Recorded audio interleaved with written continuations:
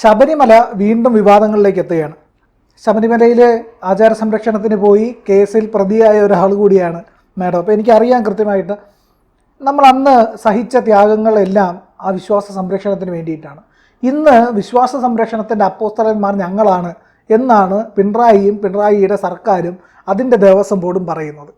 എങ്ങനെ അംഗീകരിക്കാൻ പറ്റുമെന്ന് തോന്നുന്നുണ്ടോ? എൻ്റെ പ്രിയൻ, ഞാനൊരു കാര്യം പറയട്ടെ.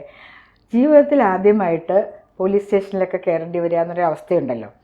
എൻ്റെ അച്ഛൻ ട്രേഡ് യൂണിയൻ നേതാവായിരുന്നു. എല്ലാവർക്കും അറിയാം CS മേനോൻ എന്ന് പറഞ്ഞാൽ. അപ്പോൾ ചിലപ്പോൾ ഇങ്ങനെ അമ്മയ്ക്ക് വൈകുന്നേരം ആകുമ്പോൾ ഫോൺ വരും, അമ്മ ഡോക്ടറാണ്, ഡോക്ടറെ സാറിനെ പിടിച്ചോടെ ലോക്കപ്പിൽ ഇരുത്തിയിട്ടുണ്ട്, ഒന്ന് എടുത്തുകൊണ്ട് പോകുമെന്ന് പറയും. എടുത്തുകൊണ്ട് പോകുന്ന പറഞ്ഞാൽ കൊണ്ടുപോകുന്നു. അപ്പോൾ അച്ഛൻ്റെ മരുമകനും കൂടെ പോയി പെരുമ്പാവൂർ മുതൽ ലോകം വരെയുള്ള സ്ഥലത്തൊക്കെ പോയി അച്ഛനെ എടുത്തുകൊണ്ട് വരും, കൊണ്ടുവരും. അല്ലെങ്കിൽ ജയിലിലാണെന്ന് പറയും. അങ്ങനത്തേക്ക് ഞങ്ങൾ പോയിട്ടില്ല കേട്ടോ. അപ്പോഴാണ് എനിക്കൊരു ഫോൺ വരുന്നത്, നിങ്ങളുടെ പേരിൽ അറസ്റ്റ് വാറൻ്റ് ഉണ്ട്, ശബരിമല പ്രക്ഷോഭണങ്ങൾ നടന്നുകൊണ്ടിരിക്കുകയാണ്, നിങ്ങളുടെ പേരിൽ അറസ്റ്റ് വാറൻ്റ് ഉണ്ട്, അതുകൊണ്ട് വേഗം അവിടെ നിന്ന് മാറിക്കോളൂ അല്ലെങ്കിൽ ജയിലിൽ കിടക്കേണ്ടി വരുന്നത്. അപ്പോൾ എനിക്ക് എന്താ ചെയ്യേണ്ടതെന്ന് അറിയില്ല. കാരണം എൻ്റെ ഹസ്ബൻഡ് അങ്ങനത്തെ ഒരു പശ്ചാത്തലത്തിൽ നിന്നുള്ളൊരാളല്ല. ഞാൻ എന്ത് ചെയ്തു, ബാഗൊക്കെ പാക്ക് ചെയ്ത് കാറിൻ്റെ പുറകിൽ വെച്ചു. എന്നിട്ട് ഞാൻ എന്നെ നടക്കാൻ എന്നുവെച്ചാൽ കാർ ഇങ്ങനെ ഓടിച്ചു പോയിക്കൊണ്ടിരുന്നു. അപ്പോൾ അതിനിടയിൽ കൂടെ എൻ്റെ ഒരു ഫ്രണ്ടിനെ വിളിച്ചു. ഒരു കൗൺസിലറല്ല, എന്താണ് കോർപ്പറേഷനല്ല, മുനിസിപ്പാലിറ്റി കൗൺസിലർ. ചേച്ചി പറഞ്ഞു, ഞാൻ ഫ്ലാറ്റിലാണ് പത്മജ, ഇവിടെ വന്ന് ഞാൻ കയറ്റി വിട്ടോളാം, ഒരു കുഴപ്പമില്ല, ഇങ്ങോട്ട് പോകാമെന്ന് പറഞ്ഞു. പിന്നെ ഞാൻ എന്തിനാ പിന്നെ ഇങ്ങനെ കാർ ടെൻഷൻ ഉണ്ട് കേട്ടോ. പിന്നെ എന്തായാലും ആദ്യം ജയിൽ എങ്ങനെയാണെന്ന് നമുക്ക് അറിഞ്ഞൂടാ. As A journalist I visited the jail, but what exactly the life behind the bars നമുക്ക് അറിഞ്ഞുകൂടാ. നമ്മളവിടെ കാണുന്ന മൂത്രം മണക്കുന്ന ഓരോ ഇതൊക്കെ രാത്രിയൊക്കെ നമുക്ക് പുറത്തിറങ്ങാൻ പറ്റില്ലല്ലോ. അപ്പോൾ അവിടെ തന്നെയല്ലേ എല്ലാം സാധിക്കണ്ടേ. അപ്പോൾ ഇങ്ങനെ ഇരിക്കും. പിന്നെ ഞാൻ വെച്ചു, ഭഗവാന് വേണ്ടിയിട്ടാണ് ഞാൻ ഈ ആചാര സംരക്ഷണ ഇതിൽ റാലികളിലും കാര്യങ്ങളിലൊക്കെ പങ്കാളിയായത്. ഭഗവാന്റെ ഇച്ഛ എന്തോ അങ്ങനെയെന്ന് പറഞ്ഞിട്ട് കൂളായിട്ട് എൻ്റെ വീട്ടിൽ വന്ന് കയറി ഞാൻ എൻ്റെ വീട്ടിലിരുന്നു. അപ്പോൾ ഹസ്ബൻഡ് വെച്ച്, കുട്ടി പോലീസ് അറസ്റ്റ് ചെയ്യാൻ വരുമെന്ന് പറഞ്ഞു, അഡ്വക്കേറ്റ് അല്ലേ പറഞ്ഞത്, ഞാൻ അങ്ങനെ ബാഗൊക്കെ പാക്ക് ചെയ്ത് എവിടെയെങ്കിലും പോയി താമസിക്കുന്നത്. നമ്മൾ ശ്രീചേട്ടാ, ഭഗവാന്റെ നിശ്ചയം അതാണ് എൻ്റെ വിധിയെങ്കിൽ അങ്ങനെ. അതും ഒരു നമ്മൾ ഭഗവാനിൽ വിശ്വസിക്കുന്നു, നമ്മളെപ്പോഴും വിചാരിക്കും അത് ഭഗവാന്റെ ഇതാണെന്ന്. പ്രിയനിപ്പോൾ നടക്കുന്നത് ഇവർക്കെന്താ ആഗോള ക്രിസ്ത്യൻ കോൺക്ലേവ് വേണ്ടേ, ആഗോള മുസ്ലിം കോൺക്ലേവ് വേണ്ടേ? നമ്മളുടെ പുറത്ത് ആർക്കും കുതിര കയറാം. നമ്മളെന്താ ചാഞ്ഞു കിടക്കുന്ന മരമോ ഓടിക്കയറാനായിട്ട്? ബിന്ദു അമ്മണി പറഞ്ഞിരിക്കുന്നു, എന്നെ കേട്ടണമെന്ന്. അതിൻ്റെ ഒരു വലിയ ഇത്, ഞാനാണ് ആചാരം സംരക്ഷിച്ചത്, ഞാനാണ് സുപ്രീം കോടതി വിധി പ്രകാരം അതനുസരിച്ച രണ്ട് വ്യക്തികൾ ഒന്ന് ഞാനാണ്, എന്നെ കേട്ടണം. കേറ്റൂല എന്ന്. അതെന്താ കേറ്റാത്തത്? ബിന്ദു അമ്മണിയല്ലേ ഏറ്റവും വലിയ ഭക്ത? ഇത്രയും ത്യാഗം സഹിച്ച് ഭഗവാന് വേണ്ടി ഒളിച്ചും പതുങ്ങിയും ഈ നമ്മൾ കാത്തു നിൽക്കുന്ന വലയങ്ങളൊക്കെ ഭേദിച്ച് അവിടെ വന്ന് അയ്യപ്പനെ തൊഴുത ഏറ്റവും വലിയ ഭക്തിയാർ. എന്ത് റിസ്ക് അവരെടുത്തത് അല്ലേ? അപ്പോൾ അവർക്കല്ലേ മുമ്പിൽ സാധനം കൊടുക്കണ്ട, അല്ലെങ്കിൽ ഡയസിൽ സാധനം കൊടുക്കണ്ട. എന്താ കൊടുക്കാത്തെ? പിന്നെ ഈ ആഗോള അയ്യപ്പ ഭക്ത സമ്മേളനം എന്ന് പറയുമ്പോൾ എങ്ങനെയാണ് ഇവർ ഭക്തന്മാരെ തീരുമാനിക്കുന്നത്? 7 കാറ്റഗറി, 3 കോടി രൂപ മുതൽ താഴെ 1 ലക്ഷം രൂപ വരെ. ഞാനൊരു ഭക്തയാണ്. എത്ര പ്രാവശ്യം ഞാൻ അവിടെ പോയിരിക്കുന്നു. കുഞ്ഞായിരിക്കുമ്പോഴും പോയിട്ടുണ്ട്, വലുതായതിനു ശേഷവും പോയിട്ടുണ്ട്. അപ്പം ഞാൻ ഭക്തയല്ലേ, എനിക്ക് അതിലേക്ക് പ്രവേശനമുണ്ട്. എനിക്ക് 1 ലക്ഷം രൂപയില്ല കൊടുക്കാനായിട്ട്. പ്രിയൻ്റെ അടുത്തുണ്ടോ? പ്രിയൻ ഭക്തനല്ലേ, എത്ര പ്രാവശ്യം മല ചവിട്ടിയിരിക്കുന്നു. അപ്പോൾ എന്തടിസ്ഥാനത്തിലാണ് ഇവർ ഭക്തന്മാരെ തീരുമാനിക്കുന്നത്? എന്ത് മെറിറ്റിലാണ്? പൈസ മാത്രമാണോ അയ്യപ്പൻ്റെ ഭക്തി കാണിക്കാനുള്ള ഇത്? 3 കോടി രൂപ തരുന്നവൻ ഏറ്റവും മികച്ച ഭക്തൻ, 2 കോടിയാകുമ്പോൾ കുറച്ച് ലെവൽ കുറഞ്ഞ ഭക്തൻ. എന്താ ആ 3 കോടി കൊടുക്കുന്ന ആൾ 3 കോടി പ്രാവശ്യം സ്വാമിയെ ശരണമയ്യപ്പ എന്ന് പറഞ്ഞിട്ടുണ്ടോ? 1 ലക്ഷം രൂപ കൊടുക്കുന്ന 1 ലക്ഷം പ്രാവശ്യം സ്വാമിയെ അയ്യപ്പ എന്ന് പറഞ്ഞിട്ടുണ്ടോ? ഇതൊക്കെ ഇവർക്ക് ശരിക്കും കാശുണ്ടാക്കാനുള്ളൊരു പദ്ധതിയാണ്. എന്ത് വികസനം വരാൻ പോണേ? ഞാൻ ഇത്തവണ കഴിഞ്ഞോടെ പോയിട്ട് മൂക്ക് പൊത്തിക്കൊണ്ടാണ്. മൂത്രപ്പര സ്ത്രീകൾക്ക് ഇല്ല അവിടെ.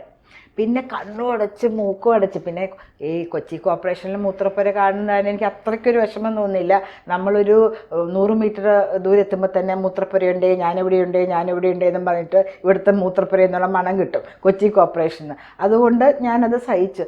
ഇങ്ങനെയാണോ നമ്മളുടെ അയ്യപ്പൻ്റെ സവിധത്തിലേക്ക് പോകുന്ന ആൾക്കാർക്ക്? ഭക്തന്മാരാണ്, ചെരുപ്പ് പോലും ഇടാനാണ് നമ്മൾ ചെല്ലുന്നത്. എത്ര ദിവസത്തെ ഓരോ തരത്തിലും ഭാര്യയാണെങ്കിലും അമ്മയാണെങ്കിലും വീട്ടുകാരാണെങ്കിലും എല്ലാവരും നമ്മളുടെ വ്രതത്തിനൊപ്പം നിന്ന് കൂടെ നിന്ന് ശാമേ ശരണം അയ്യപ്പ എന്നും പറഞ്ഞ് ഇരുമുടി കെട്ടു വേണ്ടിയിട്ടാണ് നമ്മൾ പോണതല്ലേ. താഴെ പോലും വയ്ക്കാണ്ടാണ് നമ്മൾ അവിടെ ചെല്ലുന്നത്. അത് കഴിഞ്ഞ് അവിടെ ചെന്ന് കഴിയുമ്പോൾ ഒരു കൂട്ടത്തല്ല് പോലെയല്ലേ. തിരുപ്പതിയിൽ ഇത്രയും തന്നെ തിരക്കുണ്ടല്ലോ, അവിടെ ഇതുപോലത്തെ എന്തെങ്കിലും പ്രശ്നങ്ങളുണ്ടോ? പ്രിയനറിയാമോ, നമ്മൾ അങ്ങോട്ടേക്ക് പോകണമെങ്കിൽ സാധാരണ പോകുന്ന ബസ്സിനെക്കാട്ടിൽ ഇരട്ടി ചാർജ് നമ്മൾ കൊടുക്കണം. എന്നാൽ ബാക്കി മതവിഭാഗങ്ങളുടെ പല സ്ഥലങ്ങളിലേക്കും പോകാൻ ഫ്രീ ആണ്. ഇപ്പം മുസ്ലിംസ്, ഞാൻ ഇതായിട്ട് പറയല്ല, മുസ്ലിംസ് ഹജ്ജിന് പോകണം, പൊയ്ക്കോട്ടെ. കൈലാസത്തേക്ക് ഞങ്ങൾക്കും പോകണം, വൈഷ്ണവി ദേവിയിലേക്ക് ഞങ്ങൾക്കും പോകണം.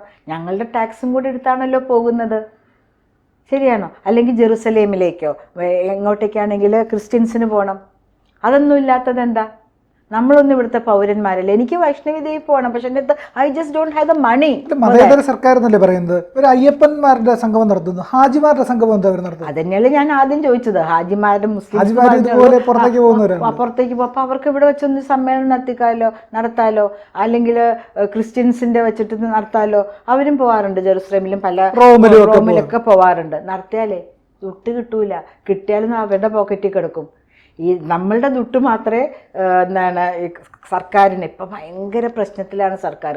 ഇലക്ഷന് മുമ്പ് എന്തെങ്കിലുമൊക്കെ കാണിക്കേണ്ട, 6 മാസം ഇനിയുള്ളൂ. ഇപ്പം ഭയങ്കര പരിപാടികളാണ് കേട്ടോ. അവിടെ വീണ മലയുടെ സ്ഥലത്ത് വലിയ ടൗൺഷിപ്പ് വരുന്നു. പ്രിയൻ ചിരിക്കാണ്ട് എന്ത് ചെയ്യാനാ? ഇവർ 10 ലക്ഷം രൂപയ്ക്ക് വെച്ച് കൊടുത്തൊരു വീട് കാണണം. 30 ലക്ഷം രൂപയാ. 1000 സ്ക്വയർ ഫീറ്റിന്റെ വീടിന് 30 ലക്ഷം രൂപയാണ് സർക്കാർ ഇട്ടിരിക്കുന്നത്.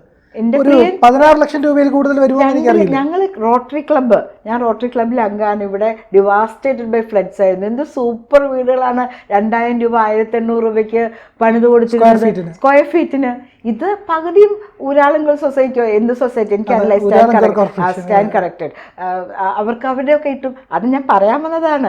ഗവൺമെൻറ്റിൻ്റെ യുവസംഘടനയുണ്ട്, അതായത് ഡിഫി, എന്നെ ചുട്ടുകൊല്ലുന്നൊക്കെ പറഞ്ഞില്ലേ. അവിടെ വീട് വെച്ച് കൊടുക്കാൻ 25 വീട് വെച്ച് കൊടുക്കാൻ വേണ്ടി അനധികൃതമായിട്ട് കൊച്ചിൻ കോർപ്പറേഷനിൽ തട്ടുകട നടത്തിയപ്പോൾ അത് തട്ടുകട അനധികൃതമായി നടത്താൻ പറ്റില്ല, അതിൽ ഫുഡ് ലൈസൻസ് ഒക്കെ വേണം. അതിന് എന്നെ ദോശച്ചട്ടിയിലിട്ട് കരിച്ചു കൊല്ലുമെന്ന് പറഞ്ഞ ആ കൂട്ടർ എത്ര വീട് വെച്ചു? വീട് വയ്ക്കുന്നത് ഇങ്ങനെയല്ലേ വയ്ക്കുന്നത്? നമ്മളുടെ അയ്യപ്പ ഭക്ത സംഗമത്തിലേക്ക് വരികയാണെങ്കിൽ ഇതിന് ആരധികാരം കൊടുത്തു? നമ്മളുടെ ബൈലോസ് അനുസരിച്ച് അല്ലെങ്കിൽ ഭരണഘടന അനുസരിച്ച് ഇങ്ങനെ ഒന്നും പാടില്ല. ഒരു മതത്തിനെയും ഒരു ഗവൺമെൻറ്, നമ്മളുടെ സെക്യുലർ ആയിട്ടുള്ളൊരു കൺട്രിയാണ്, ഒരു മതത്തെയും ഒരു ഗവൺമെൻറ് പ്രോത്സാഹിപ്പിക്കുവാൻ പാടില്ല. അതേ തുടർന്ന് എന്തുമാത്രം പ്രശ്നങ്ങളുണ്ടായി ഓർക്കുന്നുണ്ട്. ഒരു ആർത്തവെന്നും പറഞ്ഞൊരു പരിപാടി ഈ വരുന്ന മാസം 30/9 കേസാണ്. ഞാൻ കേസ് കൊടുത്തിരുന്നു, പബ്ലിക് ഇൻട്രസ്റ്റ് കൊടുത്തിരുന്നു. അത് ഫസ്റ്റ് ഹിയറിങ്ങിന് ഇത്രയും കൊല്ലങ്ങൾക്ക് ശേഷം എടുത്തിരിക്കുന്നു. ആർത്തവം എന്തൊരു അറപ്പ് തോന്നുന്ന ഒരു പ്രവേശന കവാടാണ് വച്ചിരുന്നത്. സ്ത്രീകൾക്ക് യാതൊരു മാന്യതയും കൊടുക്കാത്ത ഒരു സമൂഹത്തിലാണോ നമ്മൾ ജീവിക്കുന്നതെന്ന്. ആ പരിസരത്തിൽ കൂടെ പോകുമ്പോൾ നമ്മൾ ആരും അങ്ങോട്ട് നോക്കില്ലായിരുന്നു. ഇതാണോ ലിബറേറ്റഡ് എന്താ പറയുക, എക്സ്പ്രഷൻ ഓഫ് ആർട്ട് എന്നൊക്കെ പറഞ്ഞാൽ ഇതാണോ? നമ്മളുടെ പേത്ത് എന്തും ചെയ്യാം. ആർപ്പാർത്തം അത് തന്നെയാണ്. ഇപ്പോഴും അമ്പലങ്ങളിൽ നമ്മൾ കയറാറില്ല, ആർത്തവ സമയത്ത് കയറാറില്ല, നമ്മളുടെ പെൺകുട്ടികളും കയറാറില്ല. അത് എന്തെങ്കിലും പൂർവികന്മാർ പറഞ്ഞിട്ടുണ്ടെങ്കിൽ അതിന് അതിൻ്റേതായ കാരണമുണ്ട്. ഇപ്പം മാതാജിമാർ, നമ്മളുടെ ആശ്രമങ്ങളിലുള്ള മാതാജിമാർ പറയും അവർക്ക് പുറത്ത് മാറി അവർ കുളിച്ച് ശുദ്ധിയോടെ വന്നിരുന്നിട്ട് കാര്യങ്ങൾ ചെയ്യുന്നു. അത് ശരി, നമുക്ക് മനസ്സിലാക്കുന്നുണ്ട്. ആ ശുദ്ധിയില്ലാത്ത സമയത്താണ്, അതിനുള്ള പരിഹാരങ്ങളില്ലാത്ത സമയത്തായിരുന്നിരിക്കാം ഇങ്ങനെയുള്ള ഒരു ആചാരമല്ല പറഞ്ഞിട്ടുണ്ടാവും. എങ്ങനെ പോകും, പുറത്തേക്ക് തന്നെ ആരും ഇറങ്ങില്ലല്ലോ. പക്ഷെ ഇപ്പോഴും അത് പിന്തുടരുന്ന ധാരാളം ഭക്തരുണ്ട്. ഒരു വിശ്വാസത്തിൻ്റെ പേരിൽ നമ്മൾ മരിച്ചു കഴിഞ്ഞാൽ എന്തൊക്കെ ചെയ്യണം? ഇതെന്തിനാ കൊണ്ടുപോയി ചുട്ട് കളഞ്ഞാൽ പോരെ എന്ന് പറയുന്നില്ലല്ലോ. ഓരോരുത്തരും അവരുടെ ആചാരങ്ങളനുസരിച്ച് അനുഷ്ഠാനങ്ങളനുസരിച്ച് മക്കൾ വരാൻ വേണ്ടി കാത്തിരുന്ന്. ഇപ്പം എൻ്റെ ഒരു ഫ്രണ്ടിൻ്റെ ഭർത്താവ് മരിച്ചു കിടക്കുകയാണ്. ഇന്നലെയാണ് മരിച്ചത്. ഇന്ന് രാത്രി 8 മണിക്കും അങ്ങനെ എത്തുള്ളൂ. നാളെയാണ് ഫ്യൂണറൽ നടക്കുന്നത്. അപ്പം അവരുടെ ആചാരപ്രകാരം ചെയ്യുവാൻ വേണ്ടി മകന് വേണ്ടി കാത്തിരിക്കുന്നു. എന്തിനും ഞങ്ങളുടെ ആചാരങ്ങളിൽ മറ്റുള്ളവർ കൈകടത്തണം എന്നുള്ള സിമ്പിളായിട്ടുള്ള ചോദ്യമാണ് ചോദിക്കുന്നത്. ഞങ്ങൾക്ക് ബുദ്ധിയില്ലേ, ഞങ്ങളെന്ന് പറഞ്ഞാൽ ഹിന്ദുക്കൾക്ക് ബുദ്ധിയില്ലേ, ഹിന്ദുക്കൾക്ക് ബോധമില്ലേ, കിട്ടുന്ന പൈസ ചിലവാക്കാൻ ഞങ്ങൾക്കറിയില്ലേ, മറ്റുള്ളവർ വന്ന് ഞങ്ങൾക്ക് വേണ്ടി ചിലവാക്കി തരണോ? ചിലവാക്കുകയാണെങ്കിൽ ധവളപത്രം ഇറക്കണം, ഇത്ര രൂപ കിട്ടി ഇതിൽ നിന്നും, ആരോ വരട്ടെ, കാശുള്ളവർ വരുന്നു കൊടുക്കുന്നു, എല്ലാം അയ്യപ്പന് വേണ്ടി, അയ്യപ്പൻ്റെ അങ്ങോട്ടേക്ക് പോകുന്നവരുടെ സൗകര്യമായ യാത്രയ്ക്കും സൗകര്യമായ സ്റ്റേക്കും സൗകര്യമായ വെളിക്കിറങ്ങലിനും ഒക്കെ ശൗചാലയങ്ങൾക്കൊക്കെ വേണ്ടി ചെയ്യുന്നു എന്ന് ഞങ്ങൾ വിചാരിക്കാം. പക്ഷെ എത്ര കോടി രൂപ ചിലവാക്കി, എത്ര കോടി രൂപ നമുക്ക് കിട്ടി, അതെന്തിനൊക്കെ ഓരോ ഹെഡിലും എത്ര രൂപ ചിലവാക്കിയെന്ന് വ്യക്തമായ കണക്ക് ബോധിപ്പിക്കാൻ തയ്യാറുണ്ടെങ്കിൽ മാത്രം ഇതിനിറങ്ങിയാൽ മതി.